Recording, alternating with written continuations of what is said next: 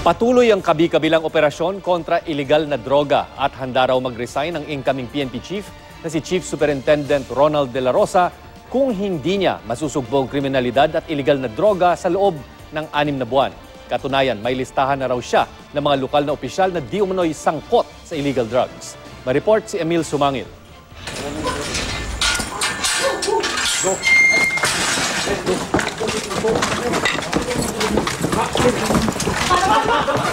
Animoy eksena sa isang pelikula ang isinagawang raid sa drug den na ito sa Santa Quiteria sa Caloocan. Maaga pa lang handa na ang PNP CIDG Northern Metro Manila sa isasagawang pagsalakay sa di umano'y bentahan ng droga. 3 ang agad na nadakip ng pasukin ng otoridad ng lugar. Sunod namang nahuli ang lalaking ito na sinubukan panlumusot sa likurang pintuan. Hindi rin nakaligtas ang isa pa na nagtago sa mistulang kulungan ng aso. Tagumpay rin ang pulisya sa pag-aresto sa pangunahing target ng operasyon. Si June Escorpion ang itinuturong operator ng drug den na ito. Nasabat kay Escorpion ang ilang sachet ng hinihinalang shabu, maging ang notebook na ito kung saan nakalista ang mga di umano'y nakatransaksyon niya.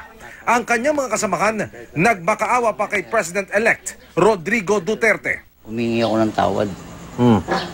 Yan po. Kung bibigyan po sana ako ng isang pagkakataon, magbabagong buhay na po ako. Hingi lang po ako ng dispensa, hindi na po mauulit, sir. Kanino ka humingi dispensa? Sa inyo po at saka kay President Duterte. Sige, kausapin mo siya. Mr. President, pasensya na po na sa nagawa namin.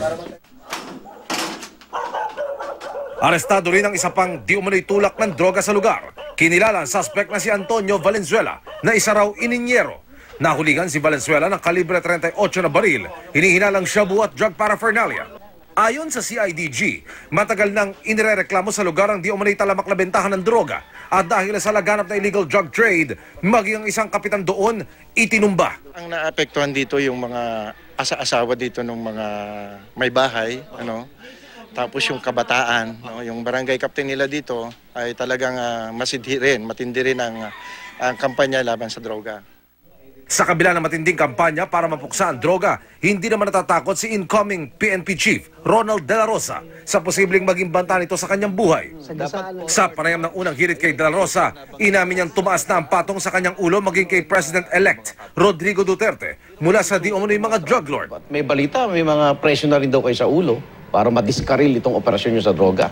Totoo ba yun? Totoo yan. 10 milyon daw ang... 10 million as of the other day yan. But as of yesterday, in-increase sila to 50 million. 50? Dahil para mawala kayo sa eksena, gano'n? ako at saka si Mayor, either sa aming dalawa ni Mayor, pinapatungan na nila ngayon, pinatungan na nila ng 50. 50? Dahil walang takers sa 10 million. So ginawa nila, in-increase to 50. Tapos kayo, pag nakahuli, 5 million pagpatay. Ba't kumpara sa kanila, 50 million, so mas may pera sila. Kahit na walang 5 million, papatayin ko pa rin sila. Kahit walang 5 million. Papatayin ko talaga sila pag lumaban sila. Dagdag pa niya, handa raw siyang banggain kahit pa ang mga malalaking tao. Mayroon na nga rin daw siyang listahan ng mga lokal na opisyal na sangkot sa iligal na droga. Pero hindi pa raw sila nagkakausap ni Duterte tungkol dito. Marami raw ang mga nasa local government unit gaya ng mayor at kapitan mula sa iba't ibang lugar sa bansa. Desidido raw siyang sugpuin ng droga at kung walang magbabago, matapos ang 3 hanggang 6 na buwan, nakahanda raw siyang magbitiw sa pwesto. Kung matapos ang 3 o 6 na buwan, nandiyan pa rin talamak pa rin nakikita ang problema natin.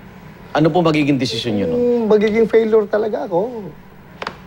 Papunta ako sa harapan ni Presidente at surrender, sir. Hindi ko na kaya. Emil Sumangil, GMA News.